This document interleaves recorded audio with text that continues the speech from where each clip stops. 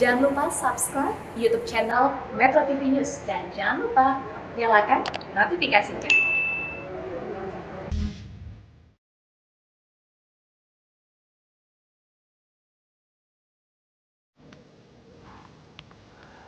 Selamat pagi pemirsa, korupsi menurut definisinya adalah penyelewengan atau penyalahgunaan uang negara untuk keuntungan pribadi atau orang lain. Dengan pengertian itu, hasil yang diakibatkan praktik korupsi adalah kerugian uang negara. Itu adalah poin penting yang justru sering dilupakan dalam upaya pengusutan kasus korupsi. Pemirsa, inilah editorial Media Indonesia edisi hari ini Selasa 23 Februari 2021 dengan tema merampas aset menjerakan koruptor bersama saya Leonard Samosir, dan kami juga mengundang partisipasi Anda nanti melalui sambungan telepon di 0215839900. Dan pemirsa, pagi ini telah hadir di studio Metro TV anggota Dewan Redaksi Media Group Elman Saragih. Bang Elman, selamat pagi. Pagi Bung Leo. Sehat-sehat Bang? Sehat. Masih 5M? Masih 5M. Masih sabar ya? Harus. Tidak mau instan? Tidak ada pilihan. Tidak ada pilihan. Kita akan membicarakan soal merampas aset menjerakan koruptor. Itu katanya adalah pilihan, Bang. Tapi sebelumnya kita lihat dulu ada beberapa berita yang menjadi perhatian media Indonesia untuk hari ini. Yang pertama, ini adalah headline media Indonesia untuk hari ini, Bang Elman. Kekebalan kelompok di 2022. Ini terkait dengan vaksinasi COVID-19. Ini apakah mungkin tercapai, Bang? Karena beberapa orang mengatakan Indonesia luas sekali, 181 juta orang itu banyak sekali. Apa iya 15 bulan itu cukup, Bang? Ya, kalau saya sih berpandangan seluruh rakyat Indonesia, saya harus mengajak mereka untuk optimis. Optimis? Optimis itu modal utama dulu. Yeah. Jadi kalau kita tidak optimis, ya akan gagal gitu kan. Tapi saya percaya kalau kita semua bersama-sama ya, ya pemerintah, ya masyarakat, ya tenaga medis, vaksinnya tersedia. Saya pikir ini rancangan ini perkiraan ini akan terwujud pertengahan tahun depan. Pertengahan tahun depan. Jadi ya. kekebalan kekebalan Indonesia sebetulnya akan tercipta pertengahan tahun depan. Asal semua kita harus bersedia untuk divaksin. Jadi jangan ada lagi multitafsir ini. Pokoknya satu-satunya jalan sekarang untuk menyelamatkan diri kita masing-masing, vaksin. Nggak ada pilihan lain. Dan kalau saya ingat-ingat juga waktu perjuangan 1945, kan waktu itu tidak ada yang berpikir kita akan merdeka atau merdeka tidak. Mati, kan, gitu dia. Tidak berpikir bahwa yang dipegang ini bukan pistol, yang dilawan ini pistol, begitu. Nggak berpikir begitu kan. Pokoknya merdeka. Dan merdeka. Dan akhirnya merdeka. Baik, semoga kita sama-sama mensukseskan vaksinasi ini. Kita tinggalkan berita itu, kita ke berita selanjutnya. Kali ini terkait dengan Undang-Undang Informasi dan Transaksi Elektronik (ITE). Penyidik Polri diminta utamakan mediasi. Nah, pertanyaannya begini, Bang Elman. Mediasi itu kan kalau mau, tapi kan kelihatannya makin ke sini orang itu harga dirinya makin tinggi, tidak mau berdamai, harus ke pengadilan katanya begitu. Bagaimana, Bang? Ya, saya pikir gini. Jadi undang-undang ITE ini sebetulnya kan, kalau saya sih memandangnya sebagai orang awam ya, Bang, yang sedikit ngerti hukum, tidak ada yang salah dalam undang-undang ITE. Oh, tidak ada ya? Tidak ada. Karena memang undang-undang itu kan tidak boleh juga terlalu detail kan. Jadi pokok-pokoknya aja kan. Betul. Nah, hanya saja memang yang diperlukan adalah kebijakan atau kebijaksanaan wise-nya para penyidik kan, para penegak hukum. Saya setuju dengan Kapolri ini. Kalau misalnya ada yang dirasa dihina, katakanlah difitnah, lalu orang itu minta maaf kepada korban. Ya, kalau memang korbannya sudah mau dan terjadi perdamaian, ya kenapa tidak? Kenapa harus ditahan? Kenapa harus diadili? Kan tujuan utamanya kan sebetulnya kan lagi-lagi sebenarnya tindak pidana itu untuk mendidik, bukan untuk balas dendam. Jadi sebetulnya kalau ini bisa diterapkan, menurut saya sih apa yang langkah Kapolri yang baru ini yang sudah benar. Baik. Kita harapkan itu bisa ditempuh dan supaya juga kemudian nanti polisi tidak habis waktunya menyelesaikan kalau kasus. Enggak, seluruh pekerjaan polisi hanya untuk menyelesaikan soal fitnah. Itu dia. Padahal tugas pokoknya bukan untuk menangani fitnah kan. Masih banyak yang lain. Baik, kita tinggalkan berita itu, kita ke berita selanjutnya dari halaman 2, halaman dalam di harian Anda, pemirsa. Ini terkait dengan suku bunga. Bank diimbau untuk menurunkan suku bunga kredit. Di dalam berita ini dikatakan bahwa Bank Indonesia yang mengimbau kepada para bankir mungkin ya Bang ya, untuk menurunkan suku bunga kredit. Di dalam berita dikatakan BI rate itu, suku bunga Bank Indonesia turun terus, tapi bunga kredit perbankan masih belum mengikutinya. Bagaimana Bang? Ya, kalau saya sih berpandangan kalau sudah Bank Indonesia, Bank Sentral sudah mengambil langkah kebijakan yang baru, dalam hal ini menurunkan kan, misalnya dibuat rate antara 3,5 ya. Betul, 3,5%. Saya yakin BI punya alasan pokok kan, punya reasoning yang cukup ampuh kan. Jadi tidak abal-abal ini kebijaksanaan ini. Jadi saran saya juga bank komersil ikut ini aja. Jadi kalau mereka bilang misalnya menghimbau, kalau boleh terjemahkan aja ini wajib lah gitu ya. Perintah ya? Perintah lah. Kan Bank Sentral kan niatnya kan pasti bagus. Iya, masalahnya kan itu dia Bang, nama resminya suku bunga acuan. Bukan suku bunga yang harus diikuti. Betul, itu masalahnya, Bang. Ya, makanya saya bilang judulnya aja acuan. Tetapi kalau ini sudah dikeluarkan oleh Bank Sentral, harus diikuti. Harus dibaca dengan ini, ya bacaannya mestinya wajib. Bacaannya. Gitu. Baik, kita harapkan bank-bank komersial juga mau mendorong perekonomian kita. Kita ke editorial, nanti editorialnya bicara soal merampas aset, menjerakan koruptor. Masalahnya Bang Elman, ini kan udah sering sekali ya kita suarakan, tapi sampai sekarang tidak ada itu yang kelihatannya dirampas betul-betul. Ada sih yang disuruh mengembalikan uang hasil korupsi, tapi kan itu juga tidak merata kepada semua koruptor. Bagaimana Bang? Ya memang sebetulnya dasar merampasnya juga belum ada. Oh, undang-undangnya belum ada ya? Maju mundur, dan saya juga heran juga sampai hari ini DPR itu belum menjadikan rancangan undang-undang merampas perampasan aset itu menjadi prolegnas. Masuk prolegnas. Oh, padahal belum. itu PPAT ini sudah mendorong ini sejak tahun 2008 katanya. Jadi artinya andai kata undang-undang perampasan aset tindak pidana ini sudah ada, itu akan mudah. Seluruh yang dirampok, yang dicuri, yang digasak oleh para koruptor itu rampas. Tidak lebih baik dihukum mati saja Bang, selesai masalah itu. Orang juga jadi takut kalau dihukum mati kan, ya sudah kita jangan sampai korupsi lagi. Leo, ya, Bang? Sekarang ini orang tidak takut mati. Tidak takut mati? Tidak takut mati, biasanya biasa aja mati. Oh. Dan yang ditakutkan oleh sekarang ini adalah takut miskin. Oke. Ini menarik sekali, tapi nanti kan kita bahas selepas jeda. Bang Elman dan pemirsa tetap bersama kami. Editorial Media Indonesia kembali seusai headline pukul 8 waktu Indonesia Barat.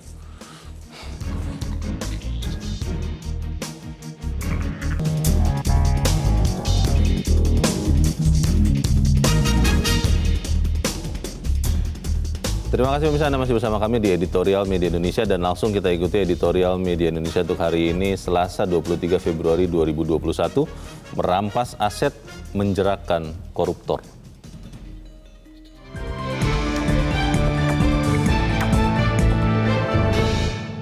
Merampas aset, menjerakkan koruptor.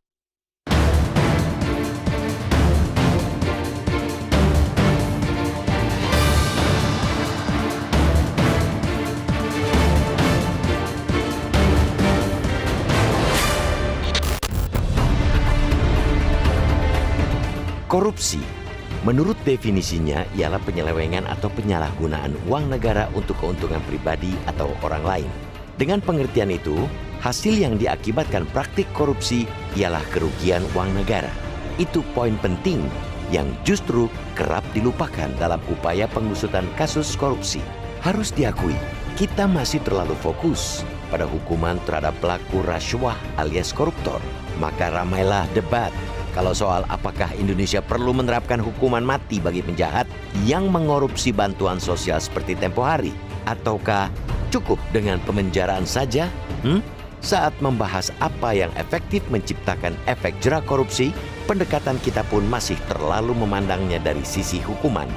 Memang, rata-rata vonis hukuman penjara bagi koruptor di Indonesia masih rendah. Itu diduga menjadi salah satu penyebab absennya efek jera dalam perkara korupsi. Namun, sesungguhnya belum ada bukti sahih ihwal hubungan antara besarnya hukuman dan tingkat kekapokan melakukan korupsi. Bahkan, hukuman mati pun belum tentu efektif membuat orang jera sepanjang tidak ada upaya pemiskinan bagi pelaku dan keluarganya. Benarlah barangkali candaan orang-orang selama ini. Koruptor lebih takut miskin daripada takut mati. Sayangnya, pada saat yang sama, sisi pemulihan keuangan negara malah terpinggirkan dari fokus. Data yang disampaikan Indonesia Corruption Watch atau ICW tahun lalu, ini mungkin bisa menjadi contoh.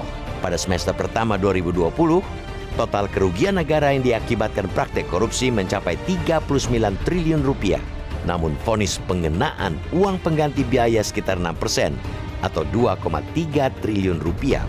Atas dasar itu, tampaknya kita perlu mulai sedikit mengubah pendekatan atau konsep pemberantasan korupsi di Republik ini.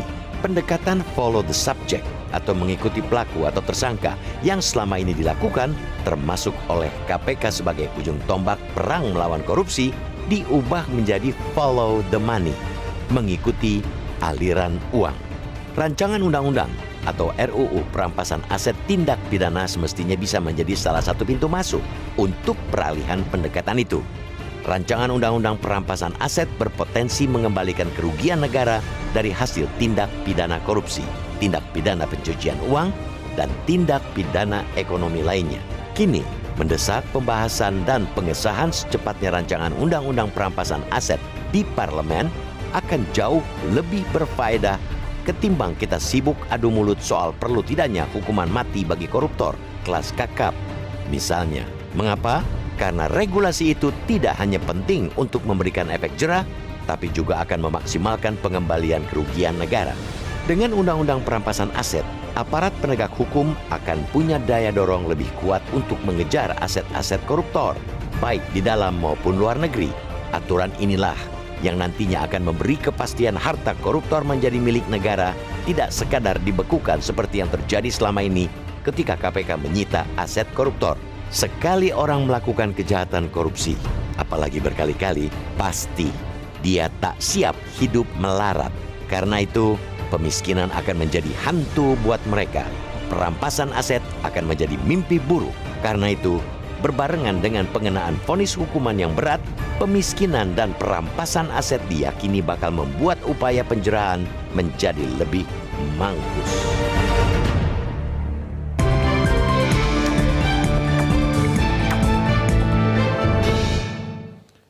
Merampas aset menjerakan koruptor, kita akan berdiskusi terkait dengan hal ini. Bang Elman, sebelum kita berdiskusi, kita coba dengarkan Bang, pendapat dari pakar hukum tindak pidana pencucian uang yang sudah tersambung lewat saluran telepon, Yenti Garnasih.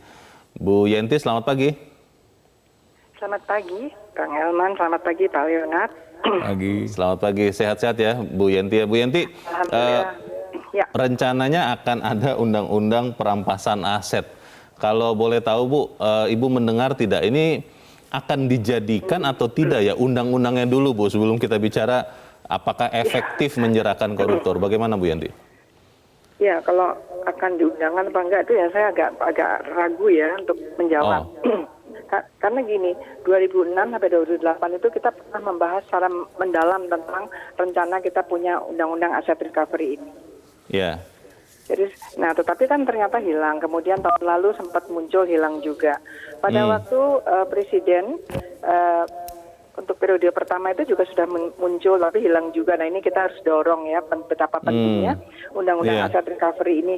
Terutama kalau kita punya rezim anti atau pemberantasan korupsi, itu sebetulnya memang kita kurang, itu paket. Jadi kita kurang satu undang-undang. Itu kan kita sudah punya ya undang-undang korupsi, undang-undang KPK, undang-undang pengadilan korupsi, dan undang-undang TPPU kurang satu, undang-undang perampasan aset itu paket. Jadi kenapa kok ini satu ditinggal gitu ya sejak 2006 gitu.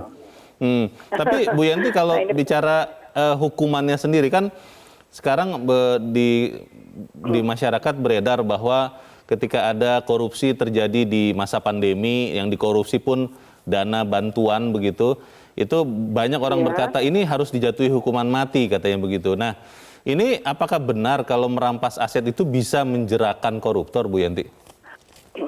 Ya kita berharap begitu begini ya.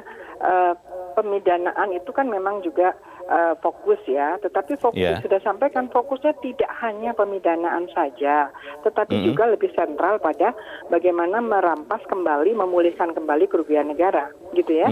Jadi ini yang paling penting dan kita masih kosong itu tidak punya aturannya. Kita lihat setelah disita, dirampas, pengelolaannya pun tidak ada, nilainya rendah. Pabrik misalnya ditutup begitu saja, malah kita tambah rugi. Hambalang itu contohnya. Itu rugi besar karena tidak ada yang mengelola setelah Hambalang ada jadi kasus diapakan ini gitu kan. Nah, hal-hal seperti ini menurut saya pemerintah ini belum paripurna memikirkan keseluruhan bagaimana tujuan kita memberantas korupsi dengan menjerakan melalui memiskinkan atau merampas kembali uang-uang hasil kejahatan korupsi yang ada padanya, juga untuk kejahatan-kejahatan ekonomi yang lain. Nah ini penting sekali. Jadi banyak hal yang akan diatur dalam RUU Asset Recovery atau kita waktu itu hanya tinggal membahas namanya apa, perampasan aset atau pemulihan aset. Tapi dalam itu sudah lengkap. Jadi yang paling penting di sini begini, Bang Elman. Pak Leonard.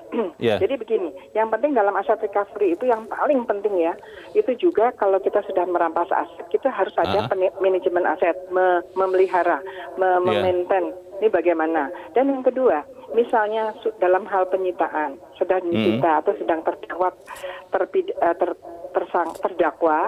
belum, terus kemudian dia melarikan diri, ada aset-asetnya yang belum disita, kita harus mempunyai mekanisme bagaimana penegak hukum itu menggugat bahwa harta-harta yang nyata-nyata sudah jadi bukti itu bisa digugat ke pengadilan untuk disita juga meskipun pelakunya melarikan diri puluhan tahun gitu. Nah ini penting.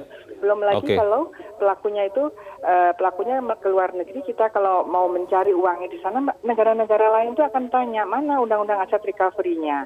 Nah, yang lain lagi adalah berkaitan itu loh pasal 19 dalam hal ada perampasan yang berkaitan dengan pihak ketiga yang beretikat baik, kan ada di dalam pasal 19 Undang-Undang Korupsi. Nah, berkaitan dengan perampasan yang sudah terlanjur itu diapakan, itu kelolanya bagaimana? Tidak boleh juga main blokir, tidak boleh juga ini terutama blokir di bank ya. Kalau menggunakan pendekatan aset recovery berarti kan TPPU itu tidak boleh di escrow account, tidak boleh ada dana penampungan. Ini jaksa masih menggunakan itu menabung, banyak hal teknis ya. Kan kita khawatir hilang juga kan. Bu Yanti, kalau ini kan undang-undangnya belum ada, hakim bisa tidak sih membuat terobosan hukum untuk ya sudah secara bersama-sama menjatuhkan hukuman perampasan aset kepada koruptor walaupun undang-undangnya belum ada, bisa begitu tidak Bu Yanti? Ya sudah dilakukan kan kalau mereka, tetapi kan kalau hakim itu kan sudah di ujung untuk merampas saja, gitu kan? Hanya di ujung, tetapi pada waktu disita dalam proses itu kan tidak ada mekanisme, misalnya mobil-mobil mewah itu diapakan, itu nilainya turun semua, ya kan? Artinya apa, negara ini dalam hal ini pemerintah memang harus kerja keras. Karena memang hasilnya juga akan luar biasa ini. Bagaimana rubasan itu, bagaimana memelihara dan sebagainya, mengelola. Jadi gini, yang paling penting misalnya ya, aset koruptor itu terdakwa itu berupa hotel atau perusahaan. Ini jangan hanya ditutup saja, tapi negara bisa mengelola hasilnya untuk negara juga gitu. Betul. Jadi banyak hal kita kalau mau mencari uang kepada pemerintah itu perlu kita aset recovery, perlu diterapkan TPPU, termasuk untuk narkotika. Ini penting sekali. Iya. Baik, kita harapkan banyak hal. Iya. Baik, kita harapkan wakil kita rakyat ya Bu Yanti di DPR mau segera menjadikan undang-undang perampasan aset ini. Bu Yanti, terima kasih sudah mencerahkan kami pagi ini. Selamat pagi.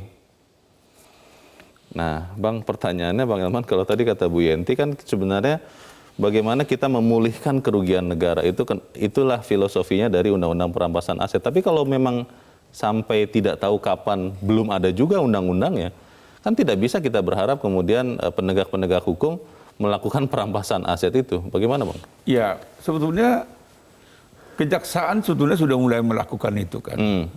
Memblokir kan gitu kan. Ya. Tapi seringkali tidak maksimal kan. Tidak optimal dia. Karena landasan hukumnya belum tegas kan gitu kan.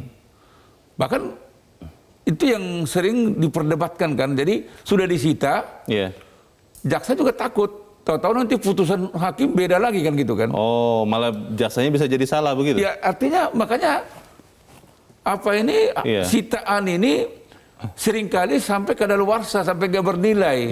Karena nunggu ini, nunggu itu sampai belum ingkrah kan. Manajemen aset tadi yang dikatakan Bu Yenti itu ya? Ya kan mobil misalnya. Sampai akhirnya udah mesin tua. Jadi rusak ya? Rusak. Nah, itu yang sebetulnya yang selalu kita pertanyakan. Ada apa sebetulnya DPR kok maju mundur gitu ya? Ini DPR atau pemerintah juga, Bang? Saya pikir juga DPR. Ya mungkin saya juga tahu kalau DPR mendesak bisa. Oh. Jadi mestinya karena ini kan tinggal apakah DPR menjadikan ini menjadi prolegnas? Ini tidak. Paling tidak kata belum. Tahun ini belum? Ya saya belum lihat. Oh. Dan ini sudah lama sebetulnya. Kalau zaman Orde Baru dulu pernah diundang-undangkan undang-undang pembuktian terbalik. Itu juga belum kan gitu kan. Dan itu yang sebabnya selalu kita katakan kan, setiap kali ada pelaku korupsi yang kakap misalnya kayak dulu 2 menteri kan, wah semua heboh, hukuman mati. Apalagi di masa pandemi itu, Bang, hukum jadi, bantuan itu kan ada ancaman hukuman ya. Yang muncul emosi semua, marah. Tapi sampai hari ini kan tidak pernah ada hukuman mati tentang korupsi kan? Tidak pernah. Nah, dan fakta membuktikan tidak ada korelasi hukuman berat, hukuman mati dengan efek jera terhadap pelakunya, bahkan juga kepada masyarakat. Bukankah di Tiongkok, di Cina itu efektif, Bang, untuk menekan korupsi? Di Cina itu betul hukuman mati tinggi. Tetapi ternyata penelitian di Cina, demikian juga di Korea, ternyata tidak ada korelasinya hukuman mati itu dengan penurunan itu. Jadi bukan karena koruptor dihukum mati kemudian korupsi juga, turun? Di sana juga korupsi terus. Nah, yang membuat reda korupsi di Cina itu sistemnya. Jadi katup-katup peluang untuk korupsi itu betul-betul ditutup rapat. Dengan apa misalnya? Memang ada penyitaan terhadap aset dan terdakwanya, terhukumnya, kecuali di hukuman badan, di hukum sosial misalnya. Bekas menteri, bekas gubernur disuruh mencuci WC misalnya. WC umum. WC umum. Menyapu jalan. Dan hartanya disita. Dan keluarganya miskin. Termasuk harta keluarganya? Harta keluarganya.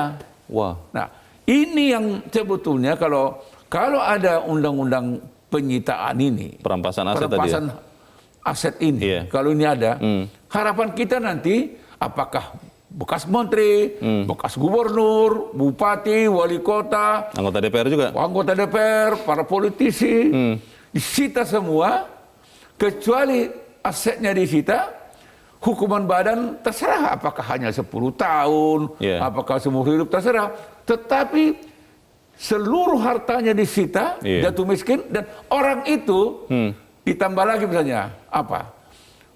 Hukuman sosial, menyapu jalan raya, membersihkan WC umum, dan dia dicabut hak politiknya. Ini enggak, hak politiknya pencabutannya ecek-ecek 5 tahun. Setelah itu lucunya tahu nggak? Setelah dia keluar dari penjara dan menyelesaikan hukumannya, ikut pilkada, menang lagi. Gimana itu?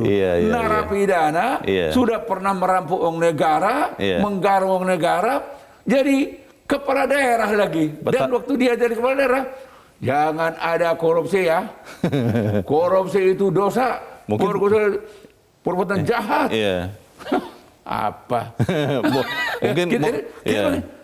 Apa lo? Tapi pertanyaannya begini, Bang. Tadi kan Bu Yenti sudah katakan dari 2006 sudah dibahas undang-undang perampasan aset ini, hilang. 2020 kemarin dibahas, hilang. Apakah kita berguna bicarakan ini karena jangan-jangan hilang juga. Tapi kita harus jeda dahulu, Bang Elman dan pemirsa, tetap bersama kami. Editorial Media Indonesia segera kembali.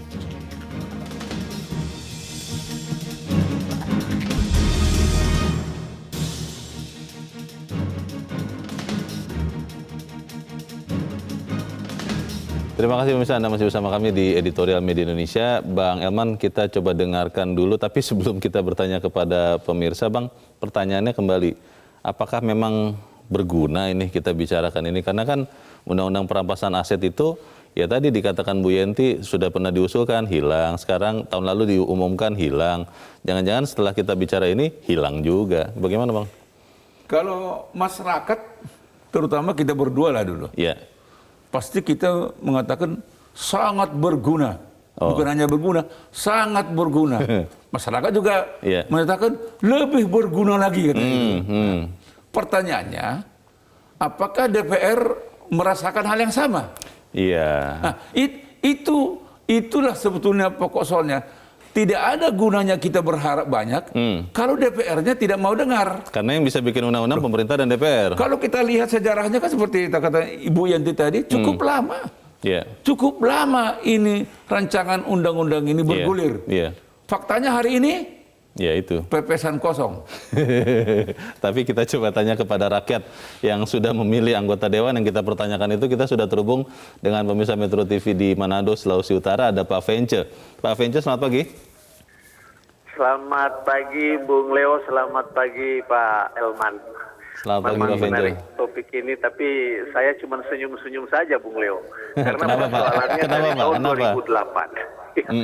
Karena begini, sejarahnya mengusulkan perampasan aset koruptor ini sudah dari tahun 2008. Sampai sekarang itu pun kan persoalannya begini. Saya setuju tadi sebetulnya Ibu Yanti katakan bahwa itu harus satu paket. Ketika Undang-Undang 31 itu tentang tindak pidana korupsi itu dia, itu pasal itu sebetulnya sudah masuk di dalam Pak Elman, iya kan? Nah, oke lah. Kalau sekarang berbicara bahwa itu, kalau tadi Pak Elman tanya, bukan cuma Bung Leo dengan Pak Elman yang setuju, saya yang paling sangat setuju. Karena kenyataannya ini politisi yang tadinya dipilih sebagai kepala daerah, dia melakukan korupsi. Ya, hukumannya cuma 4 tahun. Dia kembali lagi ke masyarakat, dia disambut seperti panglima yang baru selesai menjalankan perang di Medan. Nah, kemudian ikut lagi pilkada, dia terpilih lagi. Ini kan persoalannya itu, saya kadang-kadang ketawa dengan kondisi Indonesia sekarang ini. Nah, efek jerahnya itu, kebetulan Bung Leo, saya ada buku tadi malam saya baca tentang bagaimana merampas merampas aset koruptor, karangannya Dr. Muhammad Yusuf. Nah, ini bagus sebetulnya. Tetapi kan persoalannya yang duduk di DPR yang membuat undang-undang kan dari partai politik. Yang terpilih kepala daerah dari partai politik. Yang duduk sebagai menteri dari partai politik kebanyakan. Nah, gimana undang-undang? Nanti akhirnya akan ada istilah kok jeruk makan jeruk. Nah, sehingga saya pesimis bahwa undang-undang perampasan aset ini tidak akan dibuat-buat, Bung Elman, Pak Leo. Tapi istilahnya kalau topik pagi ini diangkat lagi, ini sebagai salah satu suplemen Metro TV terhadap pemerintah, khususnya DPR, untuk boleh lagi ingat, ternyata rakyat Indonesia menginginkan ada undang-undang untuk merampas aset korupsi yang dilakukan oleh para pejabat-pejabat kita. Itu saja barangkali, Bung Leo dan Pak Elman. Selamat pagi Metro TV. Selamat pagi Pak Vence di Manado, Sulawesi Utara. Di belakang Pak Vence ada Pak Bambang Saptono di Surakarta, Jawa Tengah. Pak Bambang, selamat pagi. Selamat pagi Metro TV dan selamat pagi saudaraku bangsa Indonesia. Selamat pagi, silakan Pak. Korupsi adalah kejahatan luar biasa. Oleh karenanya Mas, kami sangat setuju apabila koruptor harus dihukum seberat-beratnya dan dirampas asetnya atau dimiskinkan. Dan kami juga sangat mendukung apabila hukuman mati bagi para koruptor itu diberlakukan di negeri ini. Kami sangat yakin Mas, dengan diberlakukannya hukuman mati bagi para koruptor maupun perampasan aset atau dimiskinkan, ini maka akan mampu menimbulkan efek ketakutan maupun efek jera bagi para koruptor. Nah, kemudian terus meningkatnya kasus korupsi dan istilahnya merosotnya indeks persepsi korupsi di Indonesia ini Mas, ini kan sudah menunjukkan bahwa kejahatan korupsi di Indonesia ini tumbuh subur. Dan ini disebabkan antara lain lembaga penegak hukum khususnya KPK belum bekerja secara maksimal di dalam pemberantasan tindak kejahatan korupsi, yaitu terkait dengan penindakan atau penangkapan para koruptor. Nah, selain itu, Mas, bahwa lembaga penegak hukum selama ini cenderung memberikan hukuman yang sangat ringan. Nah, oleh karenanya mereka atau para koruptor ya istilahnya berani-berani saja untuk melakukan tindak kejahatan seperti itu. Toh nanti juga akan mendapatkan hukuman yang ringan. Nah, yang terpenting, Mas, menurut kami tanpa adanya RUU perampasan aset, bahwa KPK sudah bisa menggunakan Undang-Undang Pemberantasan Tindak Pidana Korupsi atau Tipikor dan juga Undang-Undang Tindak Pidana Pencucian Uang atau TPPU. Nah, ini untuk memiskinkan terdakwa kasus korupsi. Kenapa kita atau istilah mempergunjingkan kaitannya dengan RUU tersebut? Terima kasih. Baik. Terima kasih Pak Bambang di Surakarta, Jawa Tengah. Selamat pagi. Di belakang Pak Bambang ada Pak Nugroho di Jakarta. Pak Nugroho, selamat pagi. Selamat pagi Bung Herman, selamat pagi Bung Leonard. Apa yang dikatakan dua pembicara sebelumnya, Bung Venja dan Bung Bambang itu sudah bagus. Saya nambahi saja. Iya Pak. Dibuat jera itu artinya dibuat takut Pak. Dan ini ilmu mendidik atau melatih binatang Pak. Jadi kalau binatang itu tidak bisa diajak ngomong, tidak bisa diajak diskusi. Binatang itu harus digebuk, dikerangkeng, tidak dikasih makan. Nah, sebenarnya kita sudah tahu Metro sudah berkali-kali dan memang Metro sabar ngomong terus. Koruptor itu kejahatan kemanusiaan yang harus dimiskinkan, dihukum berat dan dipermalukan. Nah ini belum ada undang-undang yang seperti itu Bu. Maka itu korupsi jadi enak Pak. Anggap saja ya kerja saya dapat 80 miliar dihukum 4 tahun ya dianggap saja saya kerja di luar negeri 4 tahun atau 8 tahun dapat 80 miliar kan pulang sudah enak itu Pak. Jadi dalam hal ini membuat jera itu ya dihukum dengan 3 tadi. Dimiskinkan, dipermalukan, dan dihukum berat. Dan ini sudah merajalela kemana-mana. Bukan cuma korupsi jabatan, itu lebih kelihatannya tidak korupsi, tapi bahaya. Apa yang dialami Pak Dino Jalal, itu mafia tanah itu jauh lebih berat, kata Ketua FKMTI. Oke, terima kasih Pak Nugroho di Jakarta. Selamat pagi. Sampai memakai perumpamaan mendidik hewan, tapi kita harus bahas selepas jeda. Bang Elman dan pemirsa tetap bersama kami. Editorial Media Indonesia segera kembali.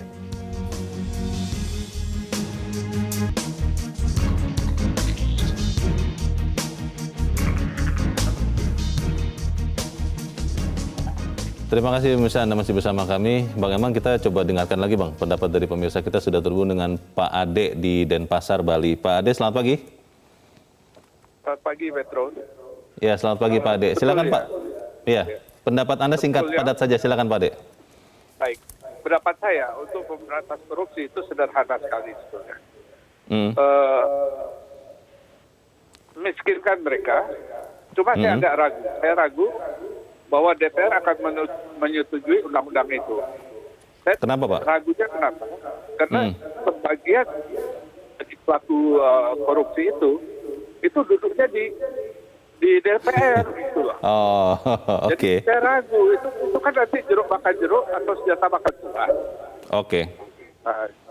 Kemudian yang ada hal lain yang sebetulnya gampang untuk mengatasi korupsi. Perlakukan para koruptor itu, masukkan mereka di penjara ya yang sama-sama dan maling dan jabret atau yang lain-lain. Jangan dikasih penjara istimewa. Mereka sudah korupsi, dapat penjara 1 kamar sendiri. Waduh, enak sekali, apalagi punya duit, pasang AC bisa. Waduh. Baik, terima kasih Pak Ade di Denpasar, Bali. Di belakang Pak Ade ada Ibu Kristina di Surabaya, Jawa Timur. Bu Kristina, selamat pagi. Pagi Bapak. Selamat pagi Bu Kristina. Bagaimana Bu pendapat Ibu? Setuju merampas aset untuk membuat koruptor jera? Bagaimana Bu? Sangat setuju Bapak. Saya sependapat dengan bapak-bapak yang sebelumnya, itu pendapatnya sangat luar biasa. saya menambahin aja, kalau perlu itu tidak usah dihukum mati, tidak masalah, tetapi dihukumnya untuk mengembalikan ke negara, karena itu kan merugikan negara yang sangat-sangat luar biasa. Itu minimal 3 kali lipat apa yang sudah dikorupsi. 3 kali lipat supaya diganti oleh anak cucunya juga merasakan penggantian itu, gitu loh. Baik. Jadi kalau misalkan korupsinya 3 miliar, ya dia harus mengembalikan 9 miliar.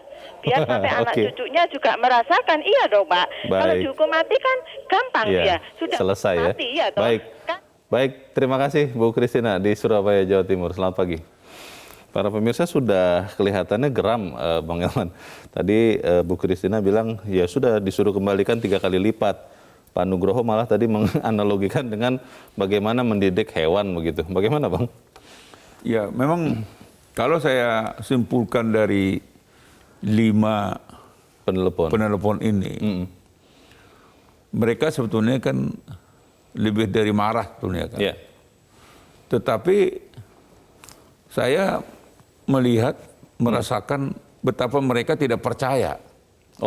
Rancangan, kalaupun nanti ada rancangan undang-undang perampasan aset ini masuk ke DPR atau masukkan di dalam prolegnas, tidak percaya itu akan gol. Karena tadi ya dijelaskan ya. Ya, ada penjelasan mereka kan. Dan ya kita boleh setuju tidak setuju dengan berbagai alasan yang disampaikan oleh 5 penelpon tadi. Ya terserah. Kita bilang dia terlalu kasar, sarkastis. Tapi itulah sebetulnya sekarang yang ada dalam batin masyarakat. Gambaran perasaan masyarakat tidak Indonesia. Yakin gitu. Karena memang ya fakta juga memperlihatkan. Salah satu sumber korupsi itu di DPR kan gitu. Dan itu sudah kita lihat beberapa kali muncul di persidangan tipikor kan gitu kan. Betul. Ya kan?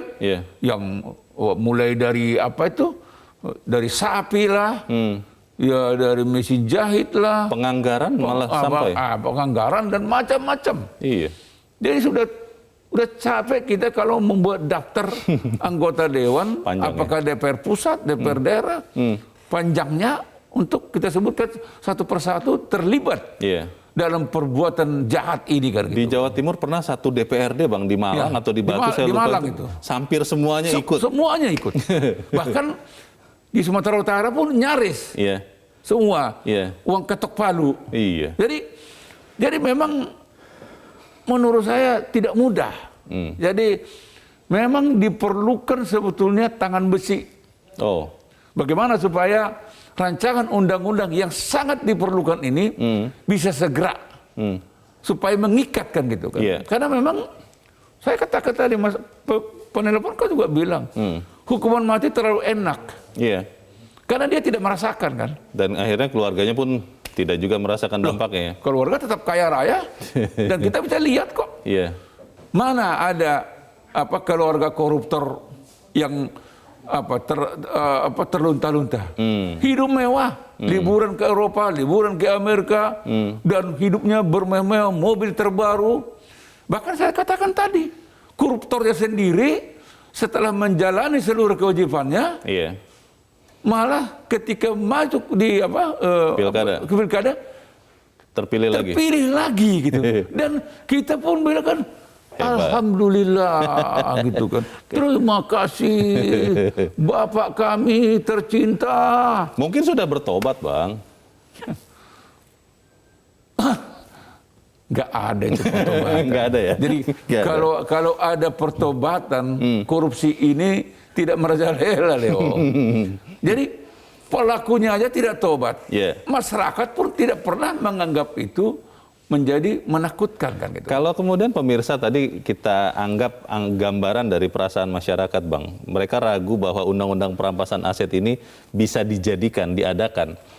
Berarti penegak hukum tidak punya dasar hukum dong untuk kemudian melakukan perampasan aset bagi koruptor Bang. Jadi susah Bang. Ya gini, memang sebetulnya kalau tadi belum kita singgung bahwa marahnya masyarakat juga setelah mereka menyimpulkan kalau dipukul rata hukuman terhadap para koruptor yang divonis hakim tahun 2020 rata-rata 3 tahun kok. Hanya 3 tahun? Rata-rata 3 tahun. Padahal korupsi itu sudah luar biasa besar. Jadi memang ini sangat tergantung.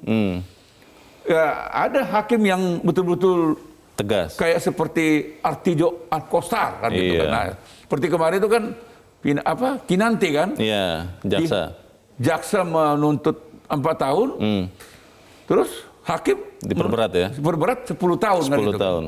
Nah, tapi kan jarang ada hakim seperti ini kan gitu. Iya. Nah, dulu yang salah satu pelopornya itu adalah almarhum Bismar Siregar. Betul.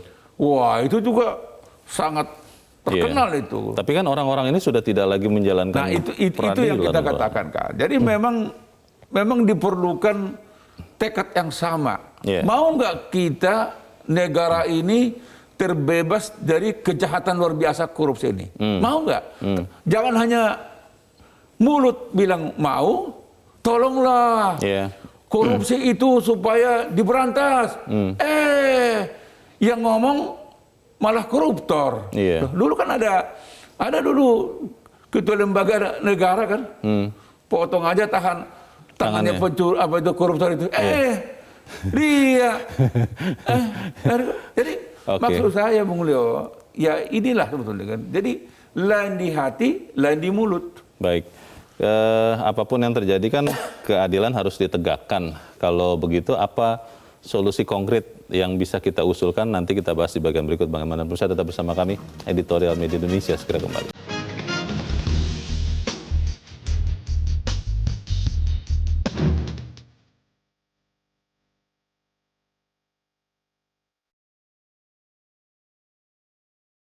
Terima kasih pemirsa, Anda masih bersama kami. Kita di bagian akhir dari diskusi kita pagi ini. Bang Elman, kalau menunggu rancangan undang-undang perampasan aset yang kita juga ragu akan masuk ke dalam prolegnas tahun ini, jadi apa Bang yang bisa kita lakukan? Kita bisa usulkan untuk bisa dilakukan supaya kemudian perampasan aset itu menjerakan koruptor?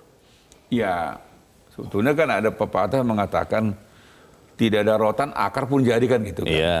Jadi sebetulnya kalau jaksa dan hakim mau, ya dengan undang-undang, apakah undang-undang tindak pidana pencucian uang, itu sebetulnya bisa digunakan kan gitu kan.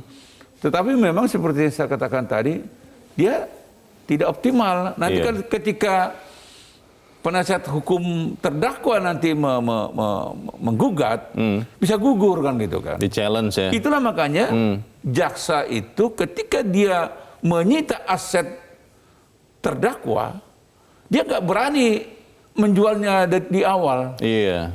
Karena dia tunggu sampai inkrah. Dan dalam perjalanan sering kejadian akhirnya susut ya. Susut. Iya. Dan umumnya pasti susut. Pasti susut. Ketika di inkrah, nilai barangnya nggak ada lagi, ya ambil aja gitu kan. Dan jadi ini soal besar. Tapi kalau ada undang-undang perampasan aset dari awal langsung, ini bisa langsung dikembalikan ke negara. Karena setahu saya nggak, mudah-mudahan saya nggak keliru, tahun 2020 ada sekitar 29 triliun apa 30 triliun uang negara dirampok oleh para koruptor kan. Oh, korupsi tahun lalu tuh senilai itu? Hampir 30 triliun. Tapi yang kembali ke kas negara hanya sekitar 2,3 triliun. Tidak sampai 10%. Bung Leo bisa bayangkan, berarti kan 26 triliun lebih, itu akan jadi dimakan berfoya-foya kan. Itulah yang membahagiakan para koruptor itu. Berpesta-pora lah dia, apalagi hukuman 3 tahun, 4 tahun. Sementara di dalam juga masih bisa mengatur banyak hal. Masih bisa batu-batu dikit. Geleng-geleng gitu kan. Jalan-jalan. Jalan-jalan. Jadi ini yang membuat kita marah. Jadi memang tidak ada jalan lain, Bung Leo. Rancangan undang-undang perampasan aset ini harus segera diwujudkan, kalau boleh dalam periodenya Pak Jokowi ini. Saya nggak tahu periode akan datang. Saya nggak terlalu. Ya artinya kita belum bisa meramal. Karena belum tahu komitmen terhadap korupsi ya. Kalau Pak Jokowi kan sudah kita lihat komitmennya kan. Tapi memang Pak Jokowi kan tidak berdiri sendiri, dia berhadapan dengan DPR. Nah, DPR juga ini kan menyangkut bukan periode sekarang kan, untuk anak cucu mereka. Jadi tolonglah, jangan takut ini menjadi bumerang. Supaya tidak jadi bumerang, ya berbaik-baik. Ya jangan korupsi jangan lah. Korupsi, jangan nyolong. Jangan mencuri. Jangan mencuri. Kan begitu kan. Dan kalau parpol juga ya kalau mengajukan kader, kader yang baik lah Leo. Jangan sudah kader yang sudah karatan. Mungkin karena sering yang karatan itu bermuatan. Jadi yang intinya sebetulnya kalau undang-undang ini ada, itu sama dengan memiskinkan kan. Tambahan lagi misalnya cabut hak politiknya seumur hidup. Baik. Dan tidak boleh punya kartu kredit. Aduh, mantap nggak? Mantap tidak sekali. Punya kredit kan? Mantap sekali. Cuma kelihatannya itu berhenti di hayalan ya, Bang? Ya nggak apa-apa. Namanya usul. Usul aja. Tidak diusul aja nggak apa-apa. Iya. Baik, semoga kita bisa melihat ini akan terjadi. Bang Elman Saragih, terima kasih Bang sudah hadir di tempat ini. Selamat pagi. Pemirsa, sekali orang melakukan kejahatan korupsi, apalagi berkali-kali, pasti dia tidak siap untuk hidup melarat. Karena itu pemiskinan akan jadi hantu buat mereka. Perampasan aset akan menjadi mimpi buruk bagi koruptor. Semoga itu bisa terjadi. Saya Leonard Samosir, terima kasih Anda sudah menyaksikan kami di Editorial Indonesia.